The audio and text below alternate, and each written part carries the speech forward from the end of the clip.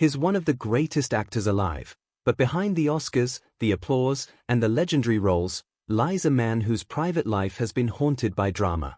Al Pacino never married, but his love life has been filled with heartbreak, bitter scandals, and controversies that nearly cost him his reputation. And when he became a father again at 83, the world was forced to ask, had Al Pacino's greatest performance always been off-screen? Behind every great role Al Pacino ever played, there was always a woman, a scandal, or a heartbreak just off-stage. When The Godfather premiered in 1972, the world was stunned by his intensity. But Diane Keaton, his co-star and sometime lover, was stunned by something else: Pacino's inability to commit. She once said, "Al was the love of my life," but for Pacino, love never lasted. The irony is that Pacino, who could convincingly play ruthless lovers and devoted fathers, often struggled to live up to those roles in real life. While Hollywood adored him, his partners often accused him of being distant, consumed by work, and, in some cases, unwilling to provide even the simplest gestures of affection. And yet, the world couldn't look away.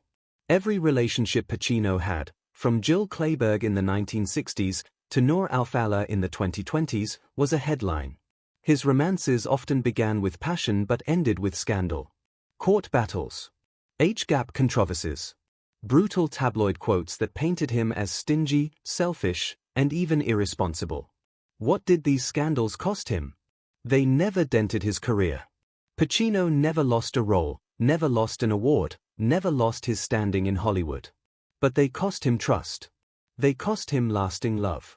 And they cost him the chance to live a private life without headlines following his every move. This is the untold story of Al Pacino's relationships.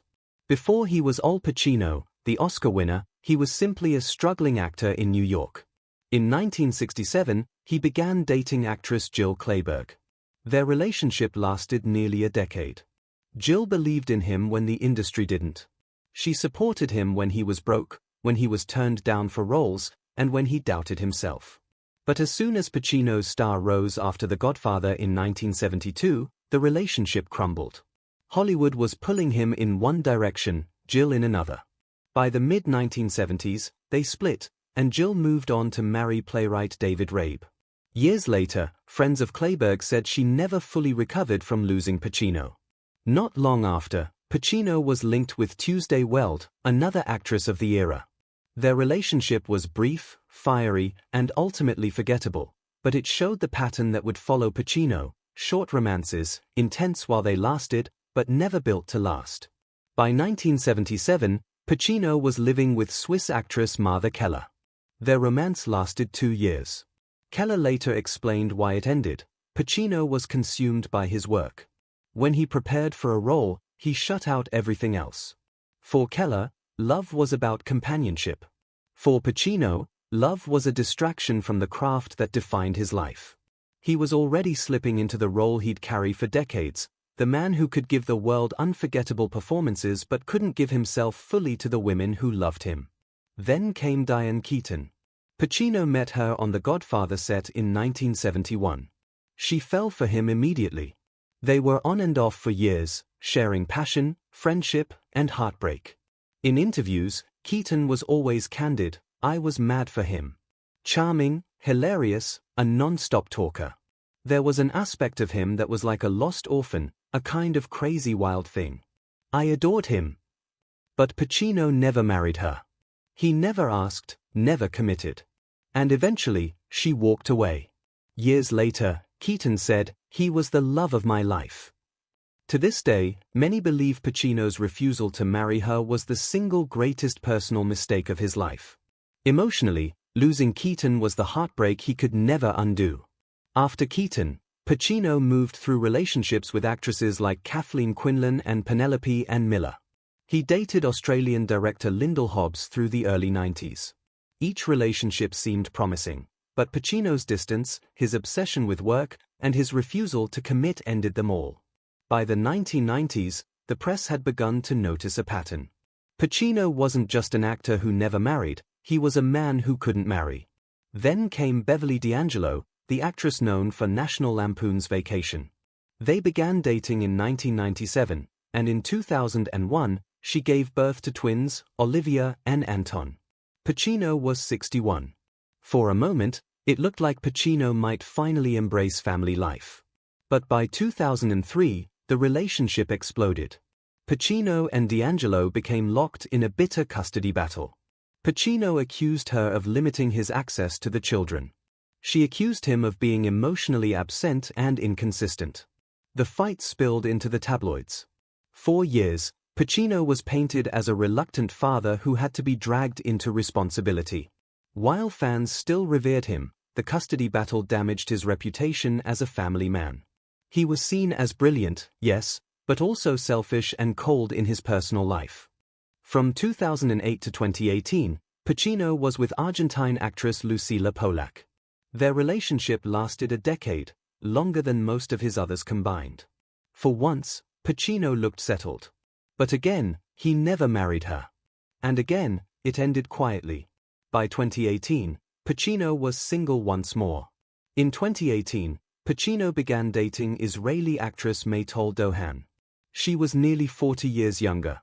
Their relationship lasted 2 years, ending in 2020. When Dohan spoke about the breakup, she didn't hold back. She told the press, "It's hard to be with a man so old, even Al Pacino." But she went further. She accused him of being stingy, saying the only gifts he gave her were flowers. The headlines wrote themselves, "Pacino too cheap to date."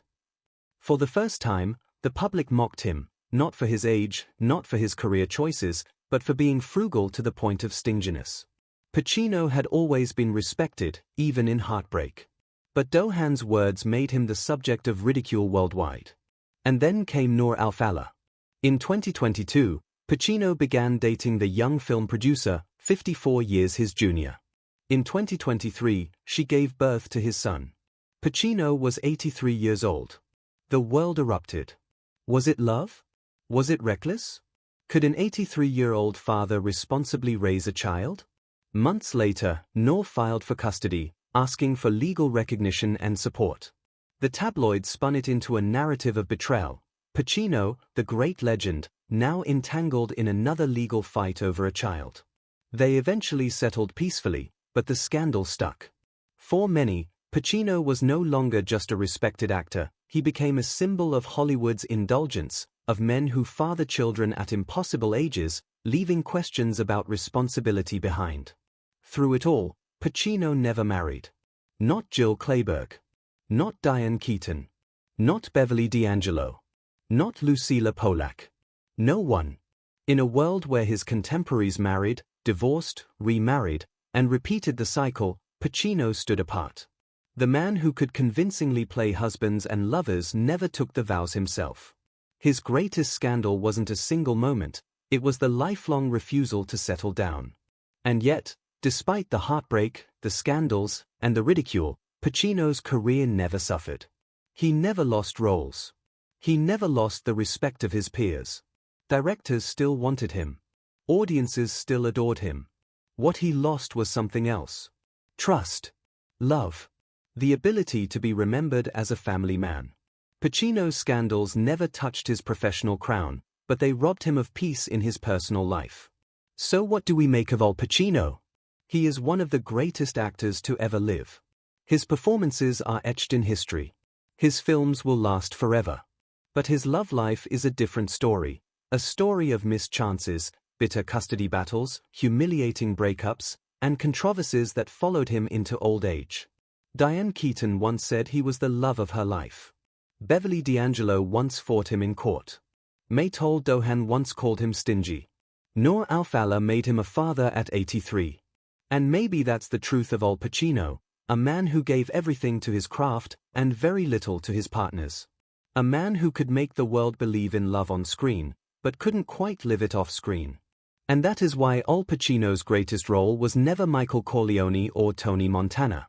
His greatest role was playing himself, in the tragic, complicated, unforgettable drama of his own love story.